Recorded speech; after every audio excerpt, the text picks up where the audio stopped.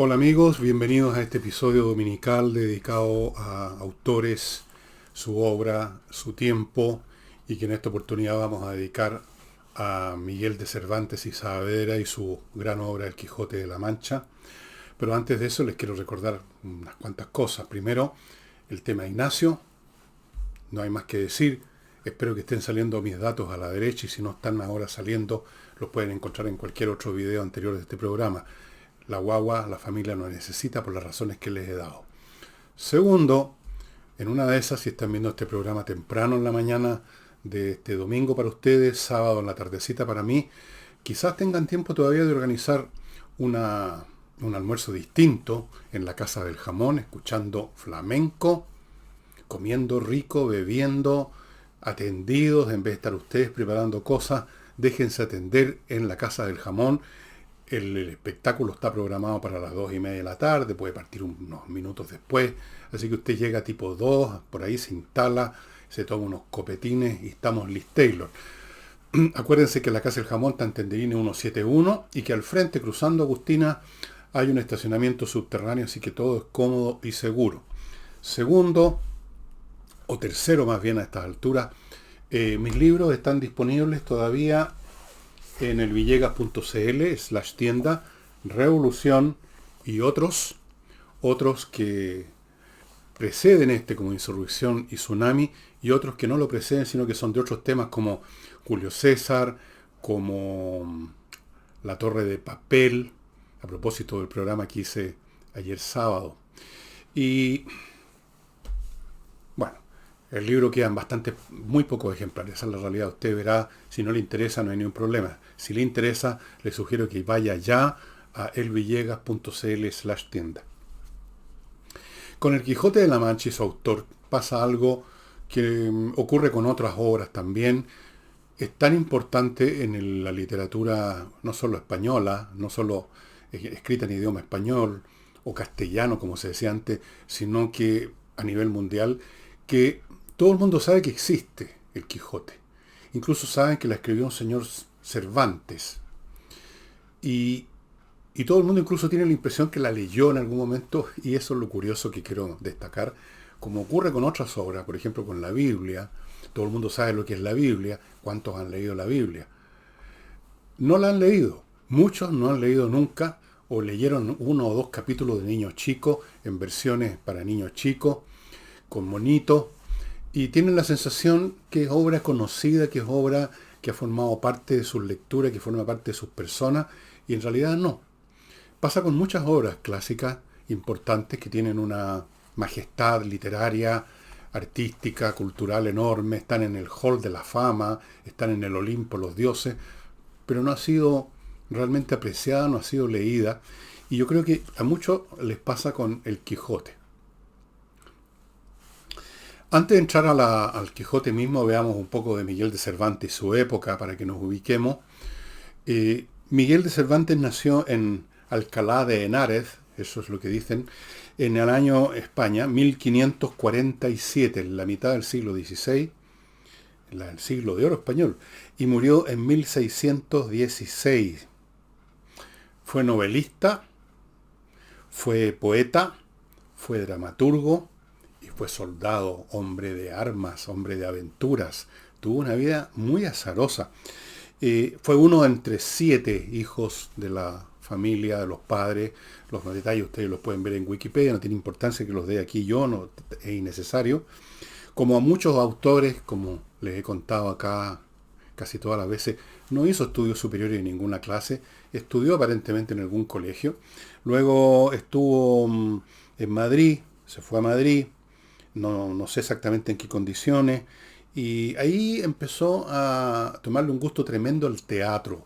El teatro español en esa época estaba dominado por un dramaturgo llamado López de Rueda, no confundir con López de Vega, que es un poquitito posterior a la época en que Miguel de Cervantes era un niño, un joven, puber. Le gustaba mucho el teatro, escribió algunas cosas, en alguna parte ha hecho hace reflexiones Cervantes acerca de las impresiones que él tuvo asistiendo a las obras de teatro de López de Rueda. En algún momento o sea, no en algún momento, específicamente en el año 1569, tiene entonces 22, 23 años, se fue a Roma en busca de, no sé, de ganarse la vida de algún modo, de encontrar un destino. Leyó mucho a un poeta italiano, Ariosto, cosa que se reflejaría posteriormente en su obra, y fue muy también influido por los diálogos de amor de un autor judío de la época, judío sefaradita, León Hebreo, así se llamaba. Eh, no siendo una persona que estaba haciendo estudios superiores, no teniendo, como pasa con prácticamente todos los escritores, una vocación o un interés por seguir determinada profesión, en esa época, para personas más o menos de la posición social, ahí nomás de Miguel de Cervantes, no habían muchas vías, digamos, salvo que uno tuviera un protector por algún motivo familiar, una persona importante que por algún motivo hubiera estado relacionado con la familia de uno y que le consiguiera algún pituto en la corte, en alguna cosa. Pero o ahí uno se metía cura, o se metía soldado, o heredaba los bienes, qué sé yo, la parcela, la hacienda, el fundo, el campito del padre, eh, o se embarcaba a América. No había muchas avenidas profesionales, digamos.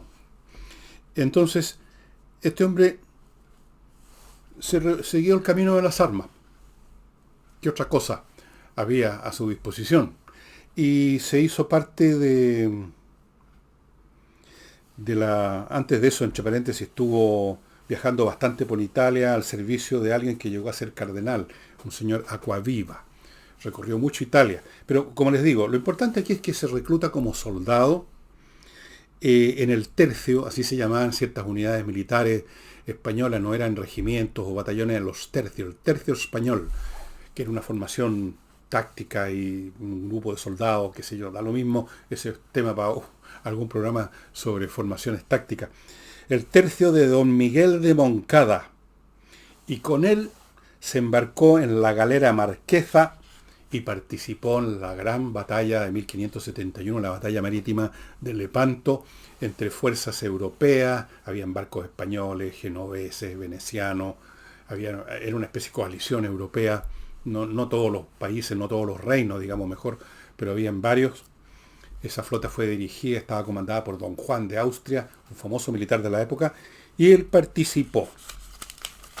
El día en que se estaban acercando las flotas, la flota islámica y la flota europea, Cervantes estaba muy enfermo, alguna enfermedad con fiebre, entonces el comandante de la galera, que eran unas embarcaciones no muy grandes como ustedes saben, y que se propulsaban básicamente con remos, todavía se usaban las galeras, que se originan en la antigüedad clásica. Los fenicios, los griegos, los cartagineses usaban galeras, los romanos después. Ustedes las habrán visto en 1.000.000 de películas. No eran muy grandes. Entonces el comandante de esa galera en que estaba Cervantes le dice que se quede en la cabina, que se vaya a fondear, que no participe en la batalla, pero Cervantes se niega absolutamente y dice que va a combatir, que no es imposible que no lo haga, y ok, se le da un puesto en la galera, y viene esta tremenda batalla, que fue un triunfo para las fuerzas europeas, y fue herido. Miguel de Cervantes recibió 3 balas de arcabuz, como eran las armas de fuego de esa época. Parece que dos de ellas le dieron en el pecho, pero deben haber sido disparadas ya de mucha distancia y los proyectiles venían con poca fuerza, pues si no habría muerto. Pero la que le cambió la vida fue una que le dio en la mano izquierda, que ya no pudo usarla nunca más, y de ahí viene la expresión el manco de Lepanto. Es una forma de referirse a Miguel de Cervantes que ya se empezó a usar en su época y que hasta el día de hoy de vez en cuando se habla del manco de Lepanto porque quedó sin poder usar su mano izquierda porque la bala le destruyó algún nervio, alguna cosa. Y terminada esa batalla, siguió participando en actividades militares, participó en varias operaciones importantes, cuyos detalles ustedes pueden buscar en Wikipedia, Y el otro hecho muy importante, ya tenemos un hecho muy importante, su participación en Lepanto, que lo deja manco. Antes de eso, las lecturas de estos poetas, Ariosto y el León Hebreo, le fueron muy importantes para él. Y luego vienen estas campañas, de las cuales no sabemos demasiado. Y luego viene otro hecho fundamental. Fue hecho prisionero por los turcos en el año 1575. Las flotas turcas, las flotas islámicas y las flotas europeas estaban en permanente disputa en el Mediterráneo, y de vez en cuando un barco cristiano era capturado y los que no habían muerto en combate, si es que había habido combate, eran esclavizados y llevados al norte de África y eran vendidos como esclavos. A Cervantes y a su hermano, o uno de sus hermanos, se lo llevaron a Argel y estuvo 5 años prisionero, y en esos 5 años el hombre intentó escapar 4 veces. Todas las veces organizó él la huida, en algunas oportunidades acompañado, siempre lo pillaron y siempre se culpó: yo soy el que inició esto, yo fui el que planeó esta cuestión, así que, etcétera. Pero no lo mataban ni nada de esto, porque habían encontrado unos papeles, cuando recién lo capturaron, unas cartas de recomendación justamente del gran capitán Juan de Austria. Entonces dijeron: este hombre tiene valor y vamos a pedir un rescate importante. Eso era algo que se hacía en esa época. Estos prisioneros, estos esclavos, eran mantenidos, eran vendidos a otros como esclavos, o se les hacía mandar, se les hacía comunicarse con sus parientes, una carta, qué sé yo. Todo esto tomaba meses para pagar un rescate. Y pidieron por él 500 monedas de oro, 500 ducados. Pero por Dios que era difícil conseguir ese dinero. La familia de Cervantes no era rica, y mientras tanto tratando de escapar.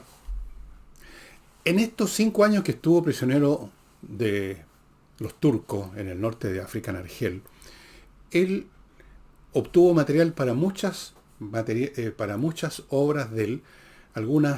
Varias de ellas están dentro del Quijote, que es un libro curioso que tiene novelas dentro de la novela.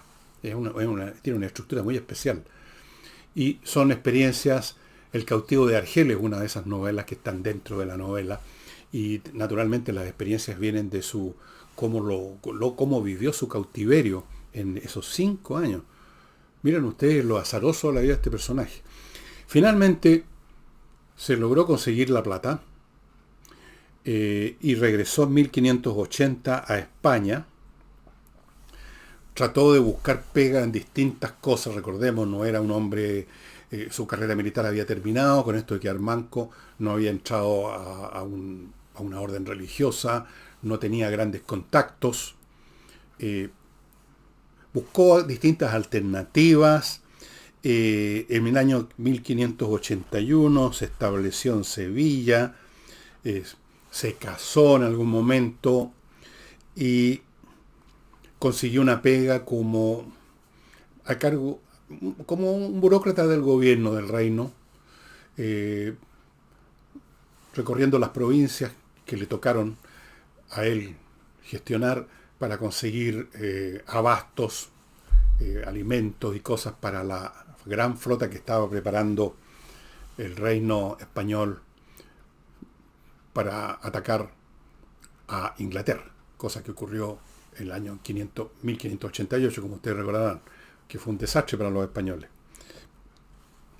En un momento dado, el dinero que estaba recaudando para estos efectos fue a dar a un banco que quebró, y se revisaron las cuentas de Miguel de Cervantes y se encontró que habían irregularidades, la cosa no estaba muy clara, así que fue a dar a la cárcel.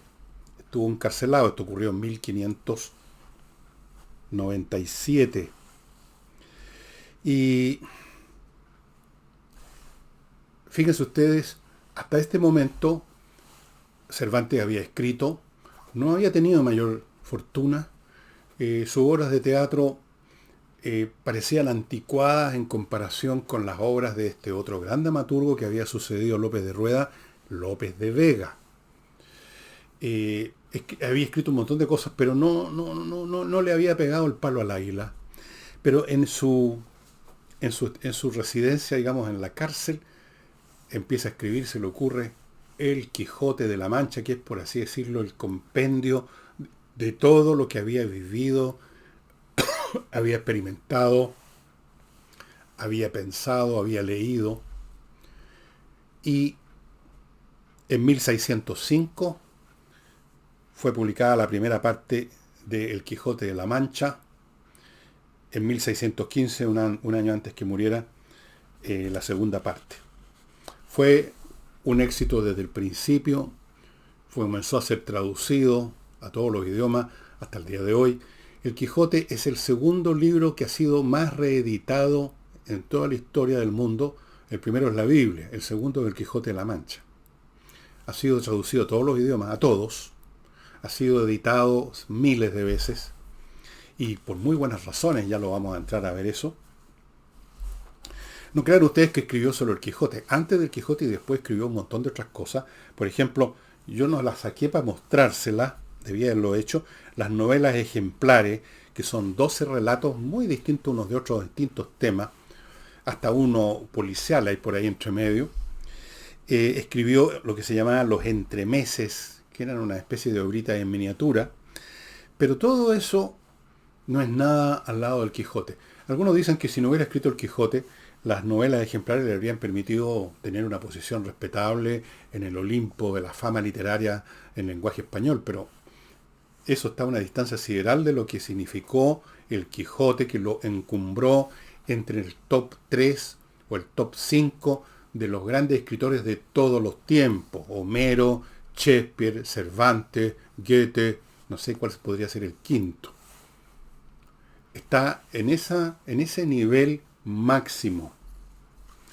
Y antes de seguir y entrar a la obra, precisamente al Quijote, permítanme recordarles, amigos, que el próximo mes empiezan nuevos cursos en ajedrez.com.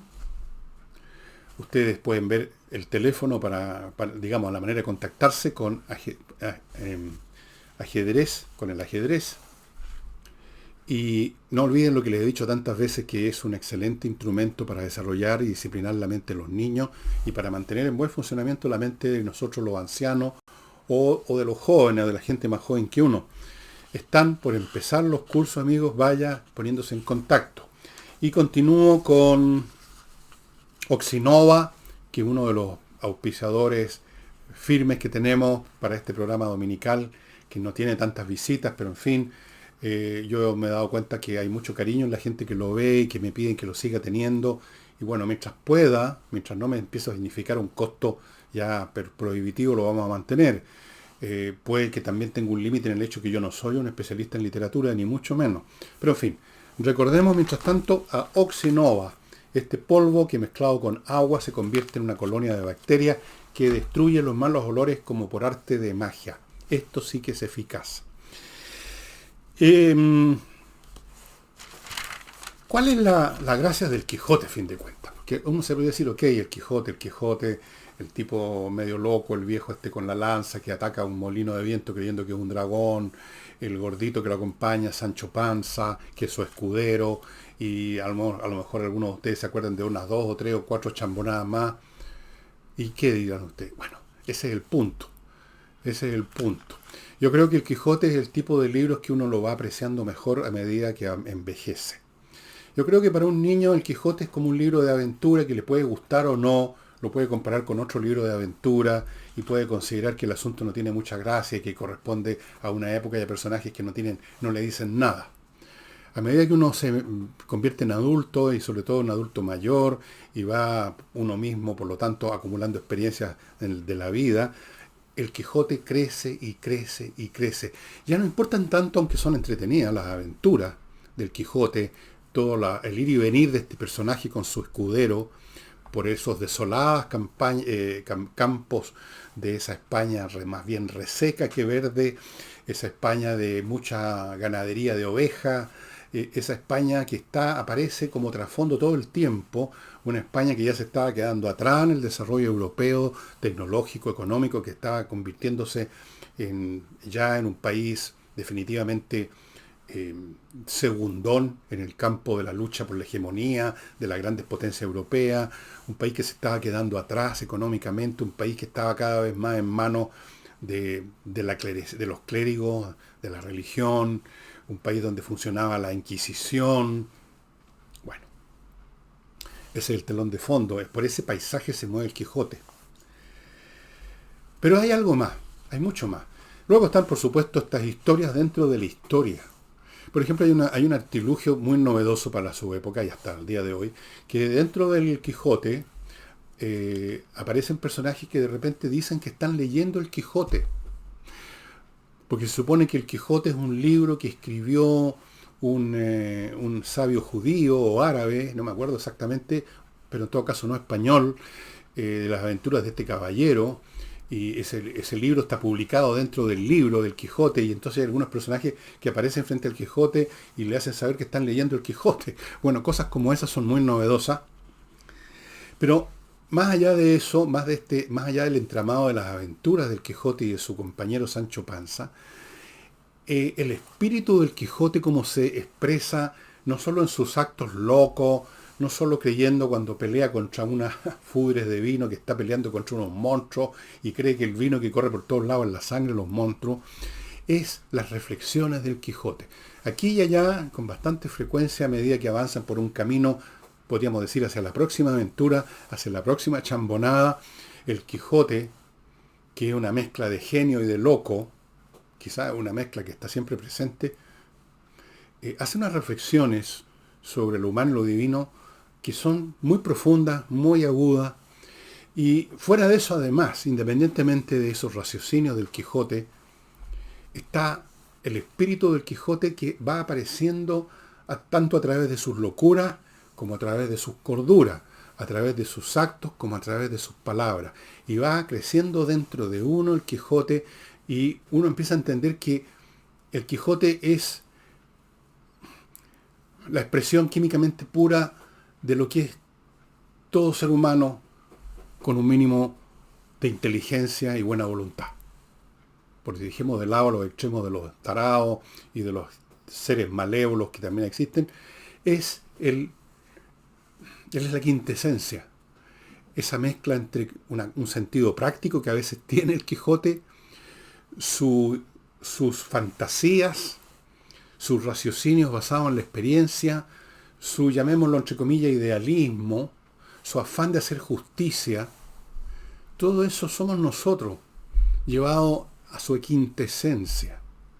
Y también somos nosotros Sancho, que es un tipo más práctico, más de menor nivel, digamos, no tiene tantas aspiraciones, salvo cuando le promete una ínsula que va a gobernar y se la cree, porque tanto a Sancho como al Quijote lo engañan otros que les quieren hacer bromas pesadas.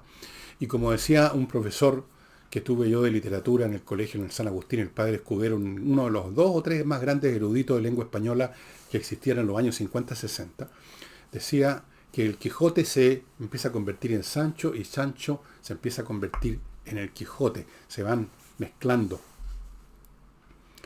Hay un momento final en este libro que es emocionante, cuando está en su lecho de muerte el Quijote, y Sancho viene a decirle que se levante, que vayan a nuevas aventuras. O sea, Sancho se ha convertido en el Quijote. Y Quijote se ha convertido en Sancho porque desde su lecho de muerte le dice que todo lo que han estado haciendo es una fantasía, una locura. Pero además de eso, muchas más cosas. Esta es calificada el Quijote como la primera novela moderna, realista. Si ustedes recuerdan algo del Quijote, se acordarán que en los primeros capítulos hay un par de frailes que van a la casa de un par de personas, uno un fraile, el otro no me acuerdo qué, que van a la casa del Quijote a revisar su biblioteca, con la cual se volvió loco, libros de caballería. Eso fue lo que le secó el cerebro a este señor y lo convirtió en el Quijote. Y ahí van apareciendo el tipo de literatura que se leía en esa época. Muchos libros de caballería con unos héroes así tremendos. El Quijote es otra cosa. El Quijote, a pesar de que está lleno de quijotadas, de un personaje que ha tratado de asumir el papel de estos héroes que ha estado leyendo en sus novelas de caballería, es moderno. Es moderna la forma de escribir, es moderno la manera como se describe el entorno que rodea al Quijote. Es una novela, yo diría, es la primera gran novela y quizás la primera novela de la literatura occidental y quizás de todos los tiempos. Como ayer sábado les hablé de los libros como objetos físicos que son valiosos por sí, yo les quiero mostrar las tres, porque tengo 4 versiones, pero una está en Kindle. Esta la heredé de mi madre, así que cuando veo esta edición, El ingenioso Hidalgo Don Quijote de la Mancha, que es una edición de Sopena, Barcelona, del año La Cocoa, 1950. Yo tenía 1 año. Tiene adentro unas fotos de los lugares donde se mueve el Quijote, ya está amarillando. Esta fue mi primera lectura del Quijote en este libro que también leyó mi madre. Así que cuando lo abro y cuando lo leo aquí, estoy abriendo y leyendo una página de mi propia vida, de mi madre, y eso le da un valor adicional. Luego, en algún momento, compré esta edición que se hizo con el edición del 4º centenario de la Real Academia Española, Asociación de Academias de la Lengua Española. Me acuerdo que la compré en la Feria del Libro, esta que se celebra todos los años en la estación Mapocho. Esta edición excelente, un precio ridículo. Aquí está El Quijote, estimados amigos. Este lo leí ya hará unos 5, 6, 7 años. Esa fue mi segunda lectura. Una excelente edición, yo no sé si estará disponible. Hay millones de ediciones. Y luego tengo esta. Miren ustedes, son un montón de tomitos chiquititos que me trajo una de mis hijas que estuvo en España y la compró en una librería allá, creo que en Juárez, en Jerez. Y segunda parte, tomo 5, El ingenioso Hidalgo, capítulo 26. Aquí empieza. Bueno, tenía que leerla también en este formato. Y lo tengo también en Kindle, en una edición que la bajé a Kindle porque tenía la particularidad de que tiene unas ilustraciones de un gran ilustrador y artista italiano del siglo XVIII, no me acuerdo el nombre, un hombre bastante surrealista en sus dibujos. No hice la pega completa, no revisé cómo se llama ese personaje. Cada una de estas ediciones, tanto la que me trajo mi hija, esta es Simancas, El Parnacillo, Simanca Ediciones. Como esta, comprada ya cuando era un hombre de 67, 68 años. Y luego esta, que mi madre tomó en sus manos de santa, porque era una santa. Miren, aquí tienen ilustraciones en colores. Bueno, cada uno de estos libros me da, aparte del Quijote, que es siempre el mismo Quijote, que siempre asalta el mismo molino de viento, pero cada uno de estos libros me da, además del Quijote, mis propias quijotadas como lector, pues, estimados amigos, mis propias experiencias. Cada uno de estos libros me da más de lo que me podría dar una simple lectura así del texto como tal. Lo que les contaba ayer de que los libros son algo más que una fuente, algo más que la plataforma de un texto. Son una plataforma de muchas más cosas. Y especialmente este libro, mi primera lectura, que empieza como ustedes saben ya. Todos sabemos cómo empieza el Quijote, ¿no? Ese comienzo tan famoso como el comienzo Moby Dick. En un lugar de la Mancha de cuyo nombre no quiero acordarme, no ha mucho tiempo que vivía un hidalgo de los de lanza en astillero, adarga antigua, rocín flaco y galgo corredor. O sea, en otras palabras, un hombre que tiene una propiedad pequeña. Hidalgo, y esto nos lo enseñó, nunca me olvidé, este padre escudero que tuve el honor de ser alumno de él y que me considerara un tipo especial. Bueno, se equivocó el viejo quizás.